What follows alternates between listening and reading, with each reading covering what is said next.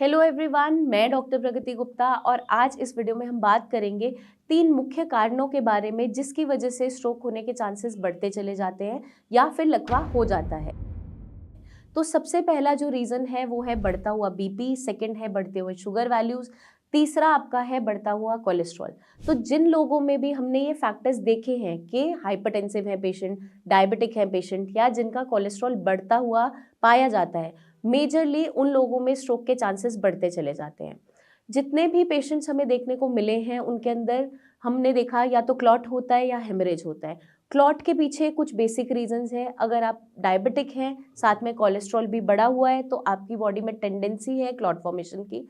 और जिनका BP continuous shoot up करता रहता है, दवाइयों के बाद भी कंट्रोल नहीं हो रहा, या फिर हम दवाइयाँ मिस कर रहे हैं या डाइट पे ध्यान नहीं दे रहे हैं और कॉन्टिन्यूस आपका बीपी बढ़ता चला जाता है, वहाँ पर हेमरेज होने के चांसेस बहुत ज़्यादा देखने को मिलते हैं। ब्रेन के अंदर जितनी भी वेसल्स हैं उसके रप्चर होने के चांसेस बढ़ते चले जाते हैं। तो हम क्या चाहते हैं, इन तीनों मुख्य कारणों को वहाँ से रिमूव करना, क्योंकि आयुर्वेद का जो मेजर बेसिक प्रिंसिपल है वो है रूट कॉज पे काम करना। तो बीपी, शुगर, कोलेस्ट्रॉल को अगर हम बढ़ने ही नहीं देंगे तो काफ़ी हद तक हम स्ट्रोक से बच सकते हैं, क्योंकि कई ऐसे एक्सटर्नल फैक्टर्स भी हैं जिनकी वजह से स्ट्रोक देखने को मिलता है। कोई इंजरी है, स्पाइनल कॉर्ड इंजरी या फिर रोड ट्रैफिक एक्सीडेंट हो गया जिसमें बाहर की तरफ से कुछ ऐसा हुआ जिससे हमारे ब्रेन पे इम्पैक्ट आया और वहाँ पर हेमरेज या क्लॉट फॉर्मेशन हुआ। बट उसके अलावा जो इंटरनल कॉजेज़ है, एटलीस्ट हम उन्हें रूल आउट कर सकते हैं ताकि हम स्ट्रोक से बचते चले जाएं।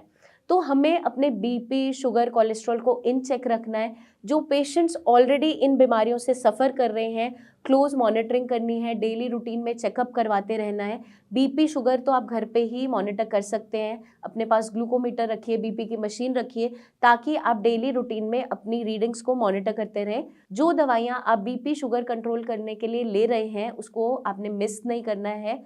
और जिन लोगों में कोलेस्ट्रॉल बढ़ा हुआ पाया जाता है, अपना टेस्ट जो ब्लड टेस्ट है एवरी 3 मंथ्स ज़रूर करवाएं। तो लिपिड प्रोफाइल आप करवा सकते हैं। कुछ लोग ब्लड थिनर्स पे होते हैं, खून पतला करने की दवाई खा रहे होते हैं, कोलेस्ट्रॉल कम करने की दवाइयाँ खा रहे होते हैं, तो बिना डॉक्टर की राय लिए आपने अचानक से छोड़ना नहीं है। ये तो हो गया आपका मेडिसिन वाला पार्ट। बट अगर हम चाहते हैं ये सारी बीमारियां हमारी बॉडी के अंदर आए ही ना, डेवलप ही ना हो, तो हम क्या कर सकते हैं? एक हेल्दी लाइफस्टाइल मेंटेन करना बहुत इंपॉर्टेंट है, जिसके अंदर आपका डाइट का मेजर रोल है। आप क्या खा रहे हो वो डिसाइड करता है कि आपकी बॉडी में आफ्टर द एज ऑफ 40 क्या क्या बीमारियां आएंगी। तो जैसा आप लाइफस्टाइल अपना फॉलो करते हो उसके हिसाब से मेटाबॉलिक डिसऑर्डर्स या बीमारियां आपकी बॉडी में आनी स्टार्ट हो जाती है। अगर हम सेडेंटरी लाइफस्टाइल के अंदर हैं, मतलब बैठे ज़्यादा रहते हैं, चलना फिरना कम है, एक्सरसाइज नहीं करते, कैलोरी इनटेक ज़्यादा है, खाना तो पूरा अच्छे से खा रहे हैं, बाहर का खाना भी खा रहे हैं, जंक फूड भी खा रहे हैं और एक्सरसाइज बिल्कुल नहीं कर रहे हैं, उसको बर्नआउट नहीं कर रहे हैं, तो आपकी बॉडी में ये सारी बीमारियां देखने को मिल जाती है, मेटाबॉलिक डिसऑर्डर्स मिल जाते हैं, बीपी, शुगर, कोलेस्ट्रॉल साथ में देखने को मिलेगा ही। और यही मुख्य कारण है जिसकी वजह से स्ट्रोक देखने को मिलता है।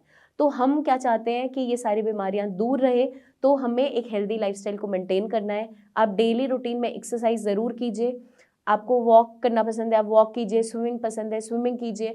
कुछ ना कुछ मोबिलिटी करना बहुत इंपॉर्टेंट है। आप बाहर नहीं जा पा रहे हो, आप इंडोर भी एक्सरसाइज कर सकते हो। आप रूम के अंदर ही अपनी कार्डियो एक्सरसाइजेस कर सकते हैं।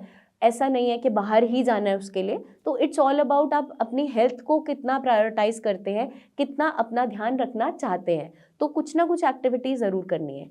मेंटल स्ट्रेस से दूर रहना है, तो मेंटल हेल्थ को अच्छा रखने के लिए आप योगा, मेडिटेशन परफॉर्म ज़रूर करें। थोड़ा सा टाइम अपने लिए ज़रूर निकालें। डेली रूटीन में एटलीस्ट 40 to 45 मिनट्स अपने लिए ज़रूर दें, अपनी बॉडी को दें, ताकि आप इन सारी परेशानियों से बचे रहें।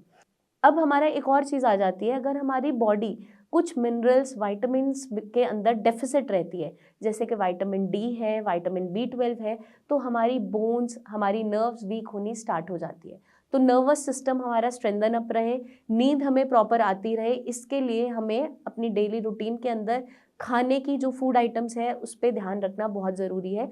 तो ओमेगा 3 फैटी एसिड एनरिच्ड और आपका जितना भी नट्स का इंटेक है वो आप ज़रूर करें। वो आपके ब्रेन को भी हेल्दी रखेगा, आपकी बॉडी को भी स्ट्रेंथ देगा तो जितनी सीड्स आती हैं आपकी, आजकल अलसी के बीज हैं, पम्पकिन सीड्स हैं, सनफ्लावर सीड्स हैं जिसके बारे में बात की जाती है, मखाने हो गए, इनको रोस्ट करके आप मिक्सचर बना के रख लीजिए, अपने साथ कैरी करो। एक हेल्दी स्नैकिंग के लिए ये इंपॉर्टेंट है। जब भी आपको अचानक से भूख लग रही है तो आप ये इनटेक कर सकते हो रादर दैन जंक फूड। तो आपको अपनी ऑप्शंस को बस बदलना है, अपनी लाइफ को इस तरीके से चेंज करना है ताकि इन बीमारियों से हम बचते चले जाएं।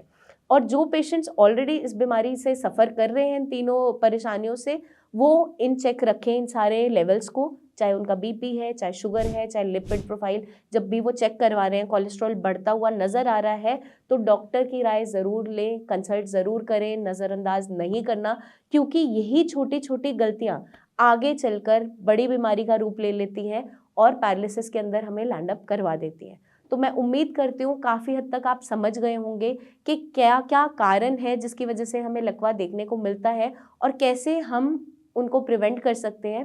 आपको और कोई भी जानकारी चाहिए तो आप कमेंट करके हमसे पूछ सकते हैं या नीचे दिए हुए नंबर्स पर हमारे टीम ऑफ डॉक्टर से कंसल्टेशन ले सकते हैं।